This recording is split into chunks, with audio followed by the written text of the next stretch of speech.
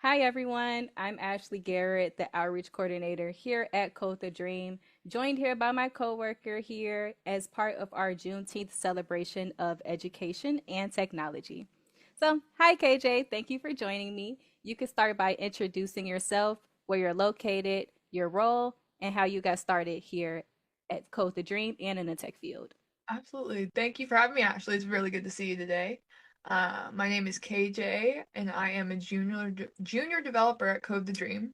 I have been a junior developer officially for probably like 2 months now. But I started as an apprentice at Code the Dream through their labs program, and I was an apprentice for about a year and 9 months before I was able to get promoted to a junior developer. I got my start in tech through Code the Dream, actually. Like all my tech experience and how far I've gone in my journey has been like through Code the Dream. I had no experience with tech before like 3 years ago at all. Wow. Yeah, none. I started out I did aquatics for a really long time. And I focused on like building community there, helping bring more Black folks into like swimming. And then when COVID hit, pools closed. So I got into social work and I was working with the Black community for COVID resources, so like vaccine clinics, helping with rent, utilities, groceries, being emotional support. And that burnt me out. And so while I was through COVID scrolling on TikTok, I saw like a video about Code the Dream, and I had my wife check it out because it sounded too good to be true. But it wasn't, and I gave it a shot, and like I fell in love with programming. I fell in love with like the community that Code the Dream like fostered. I never saw myself as a developer or like in STEM at all. Like I always thought that it was gonna, I was gonna be a teacher or like, stay in aquatics or I was never pushed towards like technology at all. Mm-hmm. And then but Code the Dream made it like feel very welcoming. It was really intimidating, coming from a place where you don't see people that look like you Right. in this field. And then but Code the Dream made it feel like it was home, like I had a place that I belonged. And like they made me feel like I did belong here, and I do, and we all do. But that's how I got my start. I got my start in coding as a student at Code the Dream just a little over 3 years ago, and then I've been an apprentice and a junior developer for the last 3 years. And I'm Wow. located in Portland, Oregon. I'm on the West Coast. Perfect. And thank you so much for the introduction. It's look at you. You got promoted. So Yeah, congratulations. You started in thank the you. tech field, you made it through, you got your education, and now look at you. So Yeah, congrats. thank you. Um, I guess we can go more in depth into education and the overall impact, whether formal study or self-study, parents, etc. So what difference has education made in your overall path and career? Education. I've gone to school, I did high school, I did community college. I was originally went to school to be an EMT, but then COVID hit around the same time. Then they didn't get paid enough for having that much risk. So I did the traditional schooling. It didn't work out. I had these degrees, I had these licenses, and they just were kind of sitting there.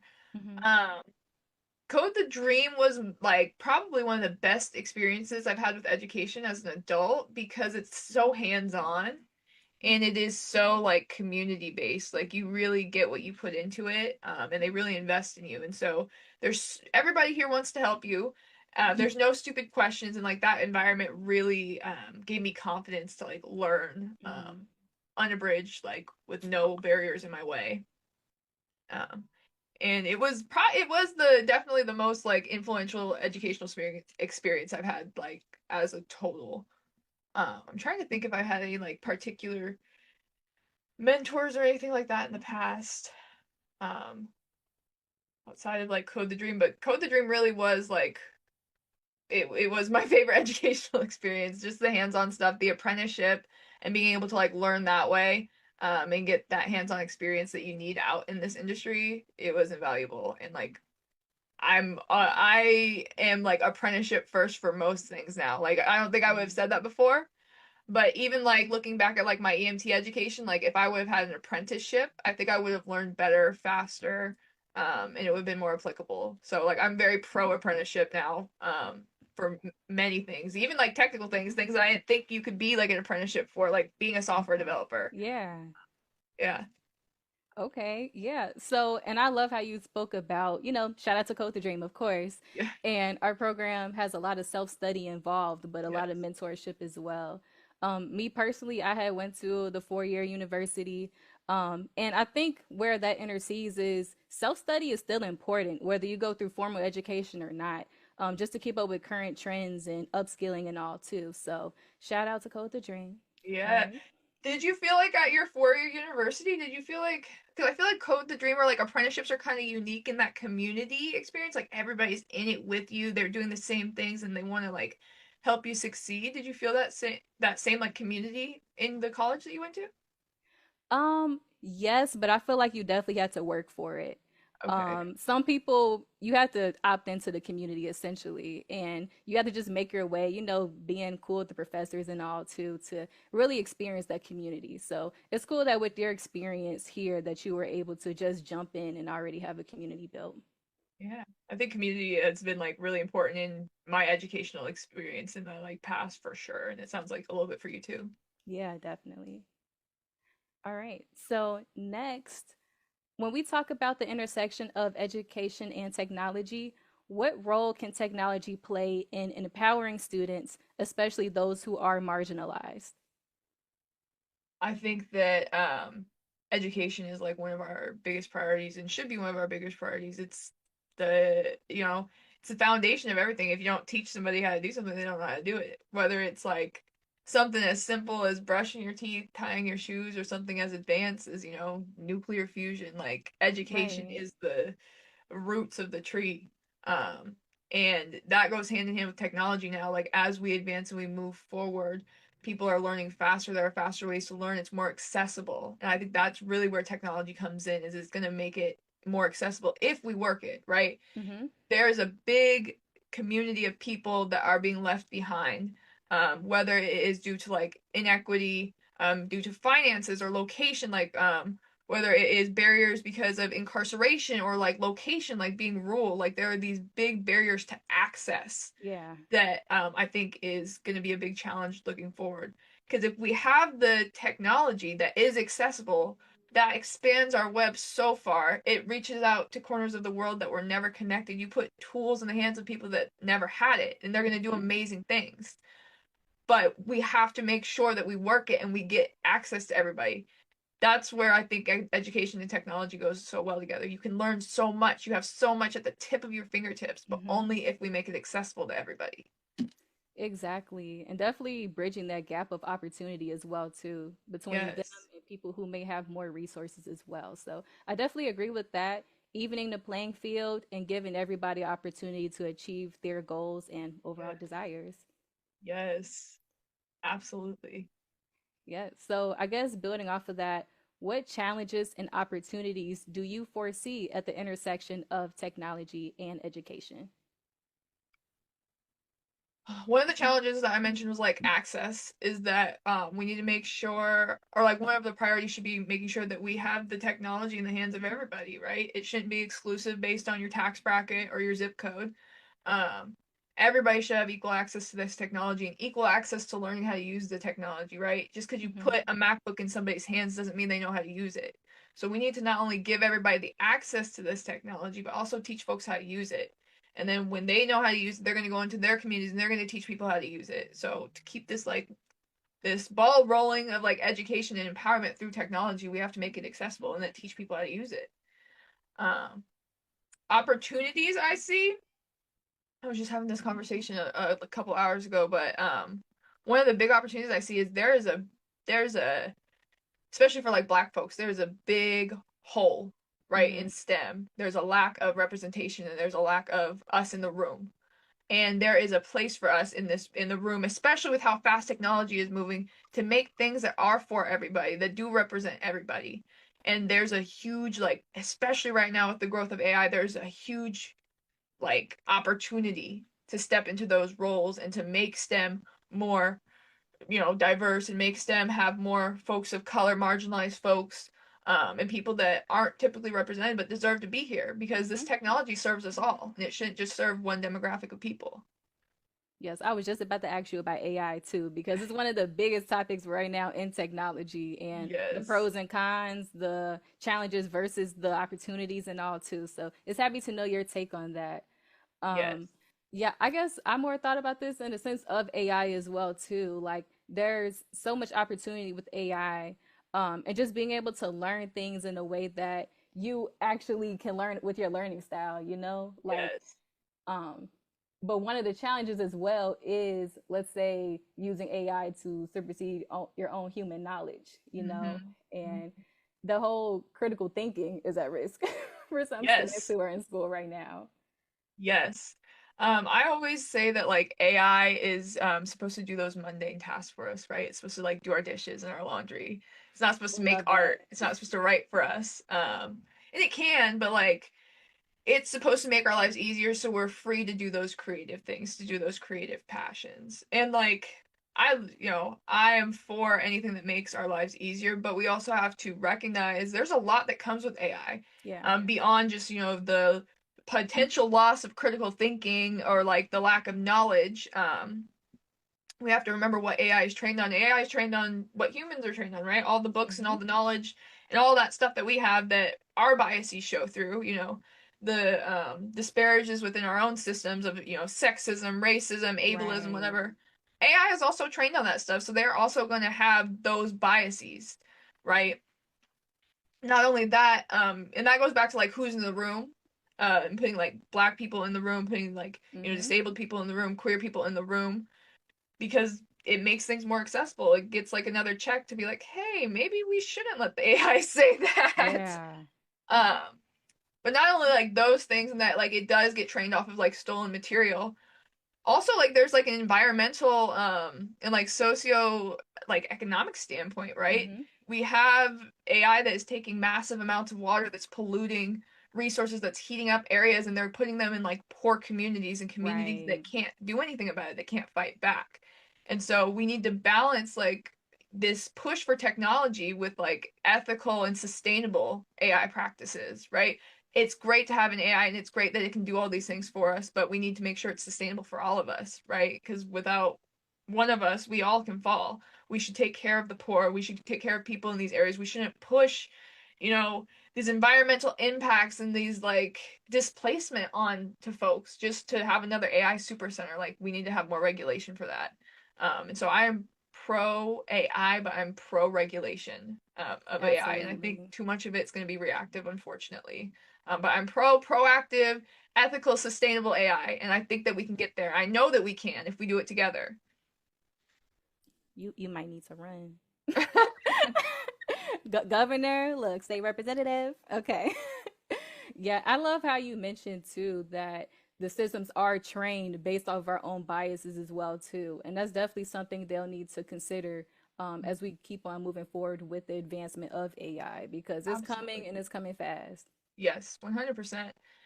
Um, and like I said, it's very useful. It's super useful. It's a great productivity tool, but we have to use it not sparingly, but we should use it wisely. We Yeah, should still like, critically think. We should still do our own things and we should be aware of the things that it's trained on and the biases or the shortcomings of AI. I think too many people are like, all right, here it is. It's here. It's ready to go. Like the Jensens. Like, no, we're not that far ahead.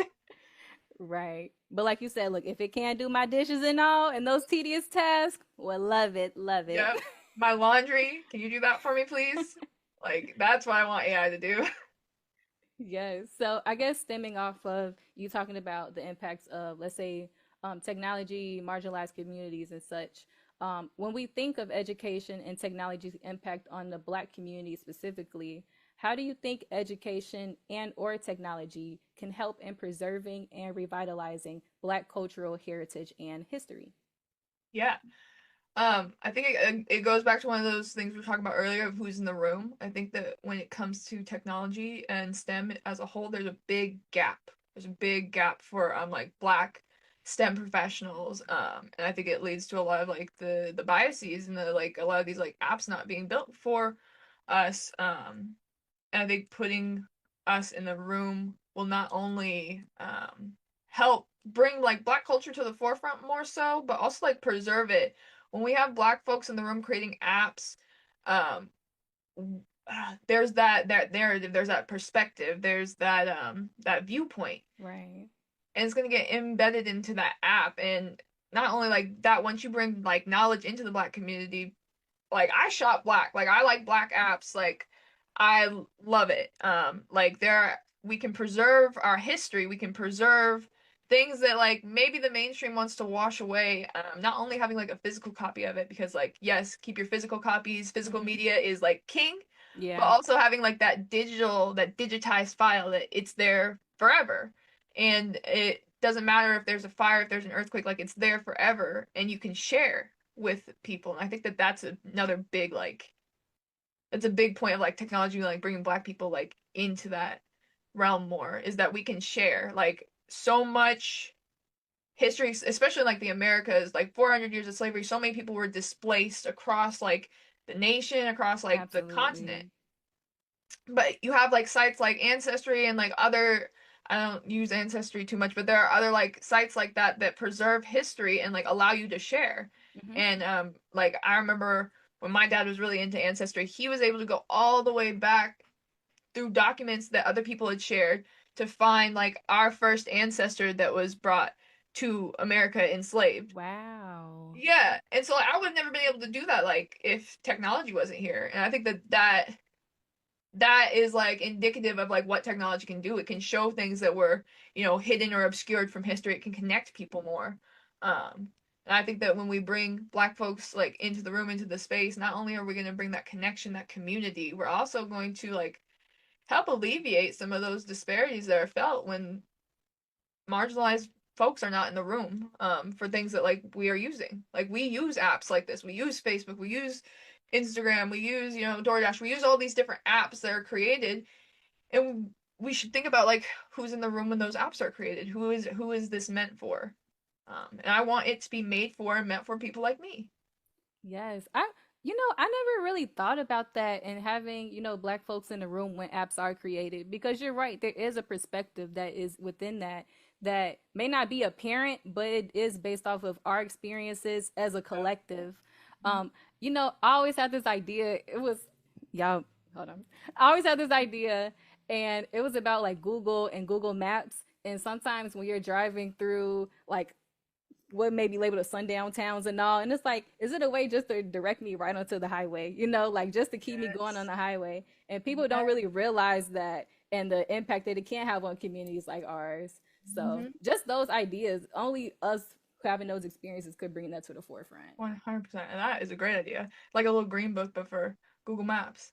Yeah. One of my biggest things is any time that there's like a class like that like people attend or something named after like a monkey or something like that, I'm like, you didn't run that Yeah. by no Black people. Like, what do you mean? This class is called Silverback Gorilla. What do you mean?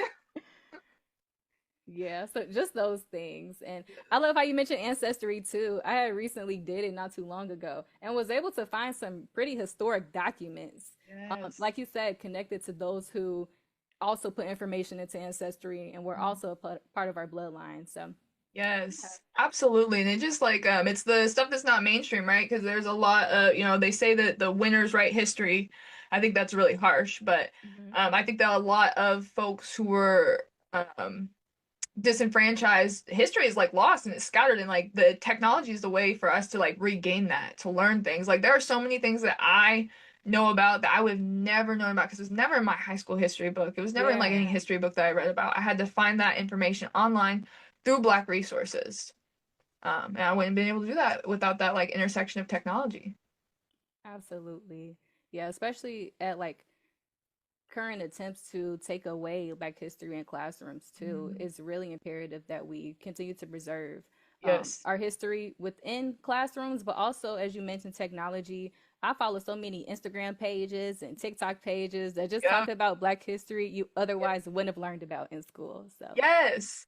100%. And it is like I believe that it's important for folks to keep records outside of like institutions, right? So like the Black community as a whole, we should be able to keep like our history, because institutions might not like our version of history, might not like certain things going in there that might make them look bad. And so it's super important for us to like upload, share, save, digitize. That's where the power comes from. That knowledge, that community, that's where power comes from. Yes. So, shifting gears a bit, what advice would you give to young Black individuals aspiring to enter into tech? I would say that you belong here.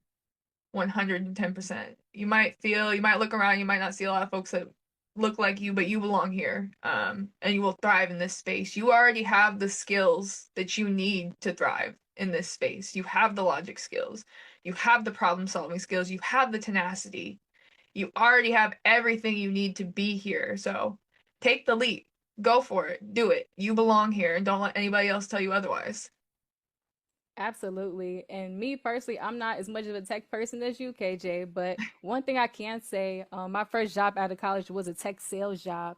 And I think people don't realize how much opportunity there is in the tech industry, whether you're technical or not. Yeah, 100%. like there's so many non-technical roles. And even Yes. then, like you said, there is a place for everyone. You don't have to be just good at math. You don't have to be just Yep. good at science or whatnot. You Mhm. can find your way. 100%. And honestly, I don't do math at my job. I don't think I've ever touched a line of math in like the Wow. last 2 years that I've coded. But back to what you said, there's a place for everybody. You don't have to be a coder. There's project managers, there's designers, there's scrum masters. There's a place for everybody in this world and in this field. Doesn't have to be, tech heavy. Yeah. So I guess going along with that, what are some of your thoughts and hopes for the future of education and technology? I hope I hope that we can move to a future where education is accessible to everybody and uncensored. Um, and I know that we will get there, whether that be through power of the people or other movements. And for the tech world, I hope that I keep seeing more beautiful black and brown and marginalized faces in this field, because what your voices matter, and like I said, you belong here, and we need you here. We need you in this world, and I hope to make that path easier for other folks that are coming after me to bring them to the table. Absolutely. And you yourself, KJ, are so inspiring. Like anybody could look at you and think they may not be able to get into tech and just see how you're thriving and just your ideas about how to make it more accessible. And they may want to follow in your footsteps too. So thank you for mentioning that. I Um, appreciate it. Yeah, I know when I was like in college or whatnot, there were a lot of white spaces that some people, like other black people, felt like they just couldn't intercede in. Mhm. And I was someone who just like, okay, let me just try it, let me try it out. And just from that, like so many people would join and follow the lead in too. So Yes. yeah, just making that pathway, being confident, just stepping in and knowing that you have a place is huge. Absolutely. And sometimes you have to do it scared. Like I've been very many places where I've seen these like predominantly white spaces. I'm like, oh, I don't know. But yeah, you got nothing to lose, a lot of the time. Um, and so you just gotta do it scared sometimes. You gotta do it scared, you gotta do it nervous, and like it'll be okay. It'll be okay. Like no matter what, you made it through hard things before, you'll make it through hard things again. Like Okay? it'll We be are okay. we are a resilient people, okay? Absolutely. Like Happy Juneteenth. yes, happy Juneteenth. I hope everybody has a great celebration. Get out there, support some Black-owned businesses, Absolutely. have some good food, have some good times. Yes, and keep enjoying the community that we love and want to preserve always. Absolutely.